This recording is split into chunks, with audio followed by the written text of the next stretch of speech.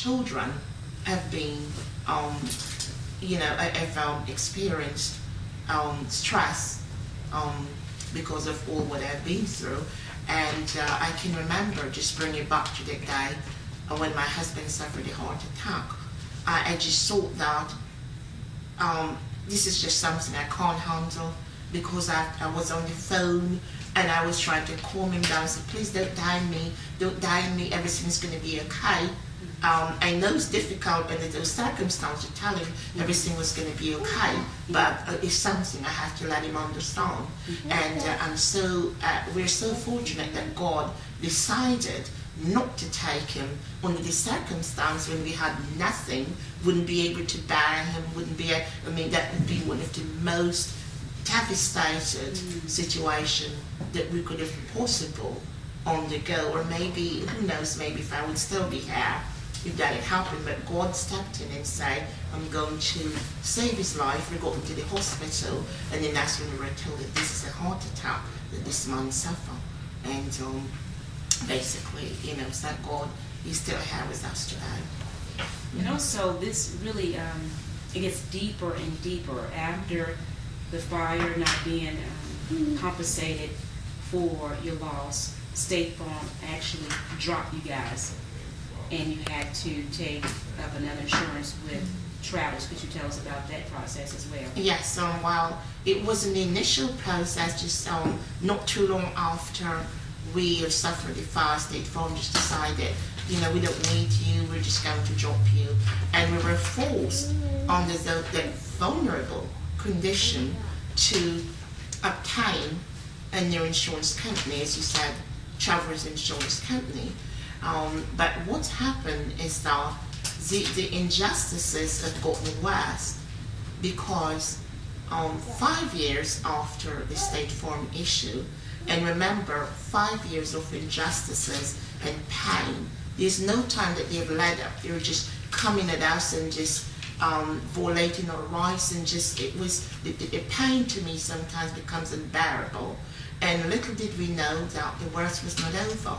5 years later, our home was robbed and vandalized while we were in Florida.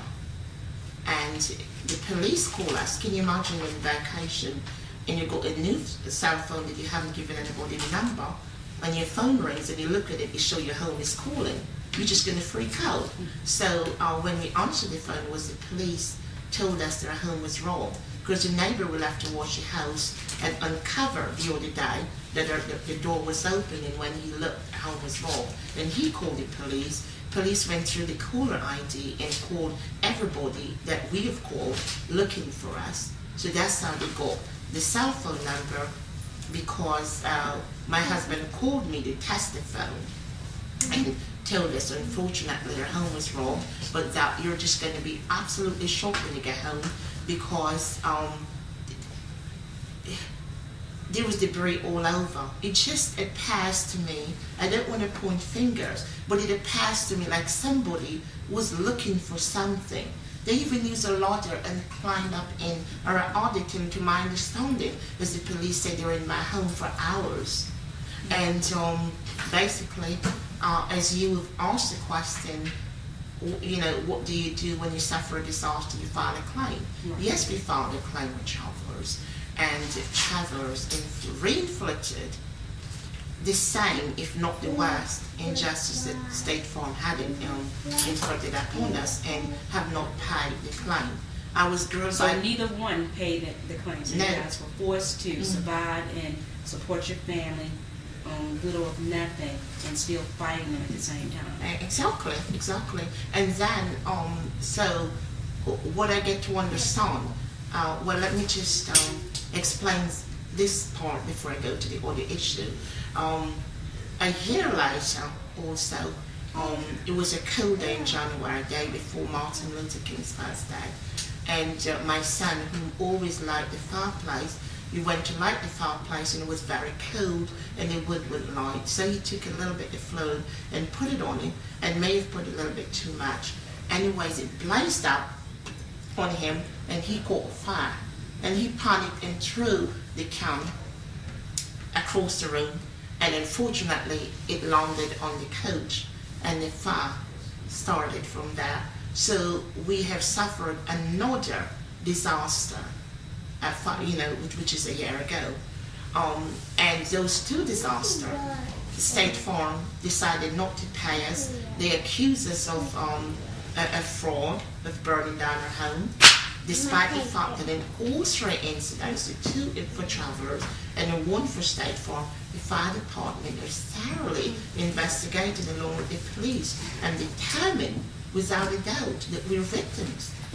So what I get to understand is that State Farm joined in a marriage of convenience with Travelers to punish us, and they wanted to punish us because of the investigation and the work that I did in the court.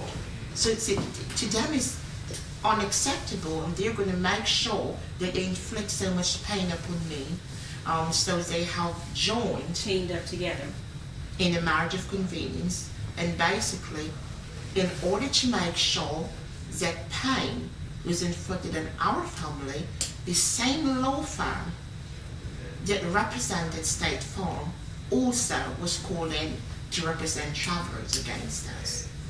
And also, during that time, you found out you were pregnant, and your pregnancy actually stopped you from being jailed. And can you tell us about that? That's a separate process, and I think it leads to this, but I will, at the end, I'll touch base on that. But that does not have to do with this particular incident. But I will touch base on that, because it's not during the Travelers incident that happened, but at another time. But if I may just go ahead and just finish, the injustices, I just wanted to highlight the point that State Farm Insurance attorney have committed, as I said before, serious criminal wrongdoings before 5 other courts. Fraud, mail fraud, perjury, obstruction of justice, fraud upon the court, evidence tampering, the list goes on. And the same criminal action in those 5 courts, when I sued Travelers for my burglary incident, which happened in 2007, the same criminal representation was brought over into the Fulton County Superior Court. And I get to understand from the investigation that I did, the State Farm conspired with the chief judge of that court, and I made a motion to have her removed from the case. It's called a motion to recuse, in which she did grant. But what she did was to put in place another judge to carry on the fraud. So eventually, who was this judge? Her name was Chief Judge Doris L. Downs, D-O-W-N-S.